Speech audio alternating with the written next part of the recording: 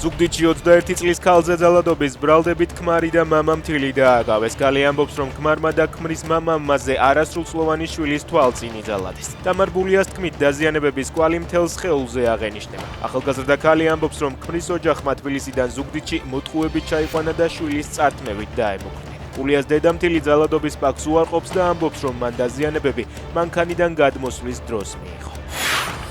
ქართველმა ემიგრანტებმა გერმანიაში ქართული ოცნების მხარდამჭერი ჯგუფის ურსას კონცერტი ჩაშალეს. ემიგრანტების ორგანიზაცია ერთობა წერს, რომ უცხოეთში მცხოვრებმა ქართველებმა ორგანიზატორებს ღონისძიების ჩატარებაში ხელი შეუშალეს. მათი განცხადების თანახმად პრეცედენტი საფუძვლად დაედება ემიგრანტთა მიერ ღირსების, საარჩევნო და სხვა კანონიერი უფლებების დაცვას ქართულ დიასპორაში.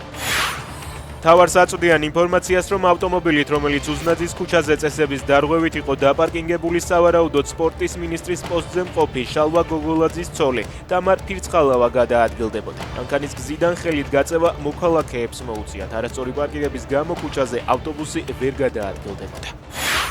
უკრაინაში ომში მონაწილე რუსი ჯარისკაცები არ არღვევენ ცნებას არა კაც-კლაამის შესახებ. რუსეთის პატრიარქმა კირილმა რუსეთის სახალხო კრების სხდომაზე ისაუბრა, სადაც ბიბლიური მცნების ახალი ინტერპრეტაციები განმარტა.